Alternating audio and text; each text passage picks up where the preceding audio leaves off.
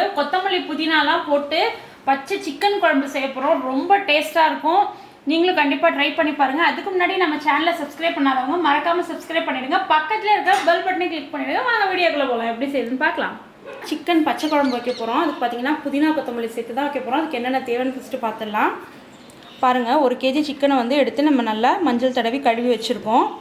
நல்ல தண்டோட கொத்தமல்லி நல்லா 1 கப்பு ஃபுல்லாக எடுத்து கட் பண்ணி வச்சுருக்கோம். அடுத்து புதினா கொஞ்சம் எடுத்துக்கலாம். கருவேப்பிலை 1 கைப்பிடி அளவு, தனியா ஒரு 2 டீஸ்பூன் எடுத்துருக்கோம். தேங்காய் ஒரு சின்ன கப்பில் 1 கப் எடுத்துருக்கோம்.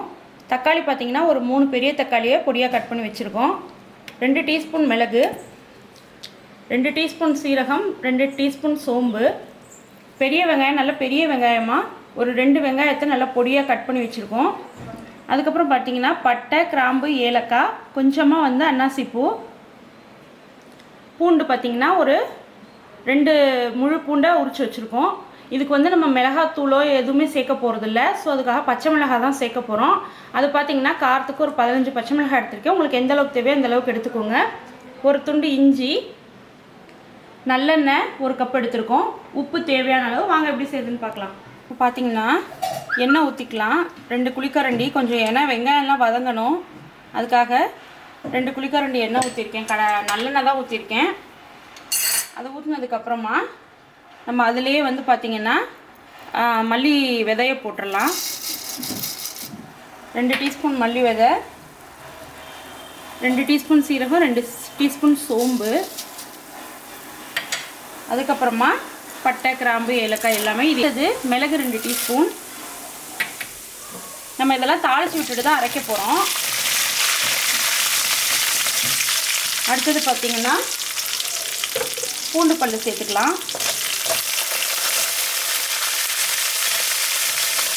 இஞ்சி ஒரு துண்டை குட்டி குட்டியாக கட் பண்ணி வச்சுருக்கேன், அதையும் சேர்த்துடலாம்.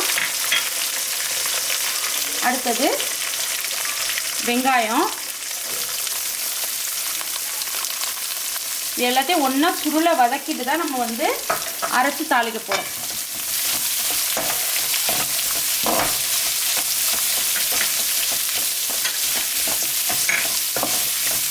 அளவுக்கு வதங்கியிருக்கு. இப்போ இதில் வந்து நம்ம வந்து காரத்துக்கு பச்சை மிளகாய் சேர்த்தாச்சு.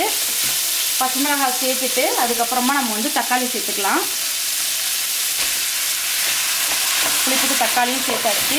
இது எல்லாமே நல்லா வதங்கணும். தக்காளி சேர்த்ததுக்கப்புறம் கொஞ்சம் போல் நம்ம வந்து உப்பு சேர்த்துடலாம். இந்த அளவுக்கு தேவையான அளவுக்கு உப்பு சேர்த்துடலாம், கல் உப்பு. இது எல்லாத்தையும் ஃபஸ்ட்டு நல்லா வதக்கி விட்ருவோம். இது நல்லா வந்து ஓரளவுக்கு நல்லா வதங்கினதுக்கப்புறமா மற்ற ஐட்டம்ஸ்லாம் சேர்க்கலாம். இப்போது இதில் பாருங்கள் நல்லா வதங்கிடுச்சு. பச்சை மிளகாய்லாம் சரியாக வதங்கிடுச்சு.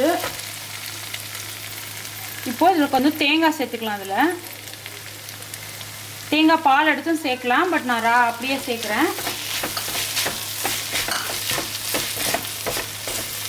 தேங்காய் நல்லா வதங்கிடுச்சு. அடுத்து கருவேப்பிலை சேர்த்துடலாம். நல்லா 1 கை இப்படி அளவுக்கு கருவேப்பிலை எடுத்துருக்கோம்.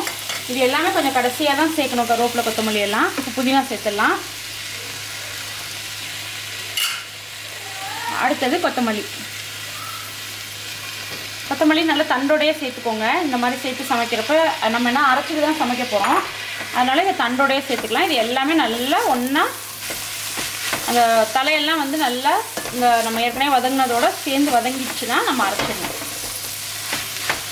இந்த அளவுக்கு வெந்திருந்தால் போதும். இப்போது இது எல்லாத்தையும் நல்லா கொஞ்சம் ஆற விட்டுட்டு நம்ம வந்து அரைச்சி எடுத்துக்கலாம். நல்லா ஆறிடுச்சு. இதை நம்ம வந்து மிக்ஸி ஜாரில் மாற்றி நைஸாக ஆட்டி எடுத்துக்கலாம்.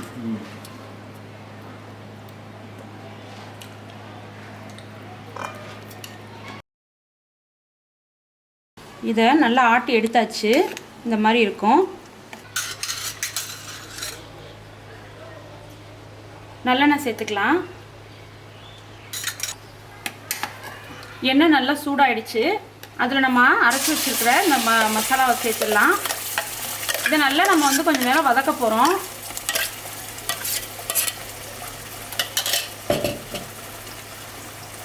இப்போது இது நல்லா வந்து வதங்கணும். இது நல்லா வதக்கிட்டு எப்படி ஒரு 5 நிமிஷம் இதை வதக்கணும். நம்ம வதக்கினதுக்கப்புறமா சிக்கனை சேர்க்கலாம்.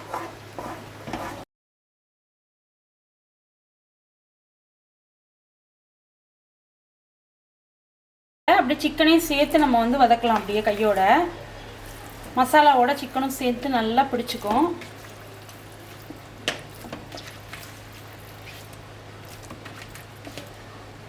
சிக்கனை சேர்த்துட்டு இது எல்லாத்தையும் நல்லா ஒன்றா மிக்ஸ் பண்ணி விட்டு நம்ம கிளறி விட்டு நல்லா சிக்கனில் மசாலா பிடிக்கிற அளவுக்கு நம்ம கிளறி விட்டுறலாம். அப்போ தான் நல்லா சிக்கனோட மசாலா சேர்ந்து வேகும், நல்லாயிருக்கும் டேஸ்ட்டாக. நல்லா சுருளை வதங்கிருச்சு. உங்களுக்கு இதிலே பார்த்தீங்கன்னா பாதி சிக்கன் வெந்துருச்சு. நல்லா அந்த கொத்தமல்லியோட புதினாவோட வாசனையோட. இதில் வந்து நம்ம தண்ணி வந்து எந்த அளவுக்கு தேவையோ அந்த அளவுக்கு சேர்த்துக்கலாம். இந்த அளவுக்கு இது வந்திருக்கு, போதும். இது இதில் இப்போது நான் மிக்சியில் அப்படியே அடித்ததுலேயே தண்ணி வந்து கழுவி எடுத்து வச்சுருக்கேன். அந்த தண்ணி அதோட சேர்த்துடலாம். சேர்த்துட்டு உப்பு பார்த்துக்கோங்க. ஏன்னா நம்ம காரத்துக்கு தேவையான அளவு நம்ம வந்து காரம் சேர்த்தாச்சு. பச்சை மிளகாய் உப்பு மட்டும் பார்த்துட்டு சேர்த்துட்டு ஒரு 3 விசில் போட்டு வேக வச்சுட்டு இறக்கிடலாம். நம்மளோட புதினா கொத்தமல்லி குருமா சூப்பராக சிக்கன் குருமா ரெடி ஆகிடுச்சு. பாருங்கள், சூப்பராக நம்மளோட குழம்பு ரெடியாக இருக்குது. இந்த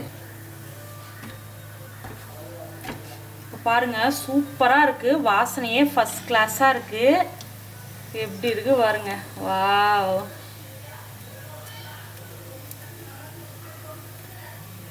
இப்போ நல்லா கிளறி விட்டுட்டு ஆஃப் பண்ணிட வேண்டியதான். நல்லா எண்ணெய் எல்லாம் கரெக்டாக பிரிஞ்சு குழம்பு சும்மா சூப்பராக ரெடியாக இருக்குது. சாப்பிட ரெடி ஆகிடுச்சு. சூப்பரான கொத்தமல்லி புதினாலாம் போட்டு ஒரு சிக்கன் குருமா செஞ்சுருக்கோம். ரொம்ப சூப்பராக இருக்குது. நீங்களும் கண்டிப்பாக ட்ரை பண்ணி பாருங்கள். உங்களுக்கு இந்த வீடியோ பிடிச்சிருக்குன்னு நம்புகிறேன். உங்களுக்கு இந்த வீடியோ பிடிச்சிருந்ததுன்னா லைக் பண்ணுங்கள், கமெண்ட் பண்ணுங்கள், ஷேர் பண்ணுங்கள், மறக்காமல் சப்ஸ்கிரைப் பண்ணுங்கள். பக்கத்தில் இருக்கிற பெல் பட்டனை கிளிக் பண்ண மறந்துடாதீங்க. ப்ளீஸ் நம்ம சேனலுக்கு சப்போர்ட் பண்ணுங்கள். தேங்க்ஸ் ஃபார் வாட்சிங்.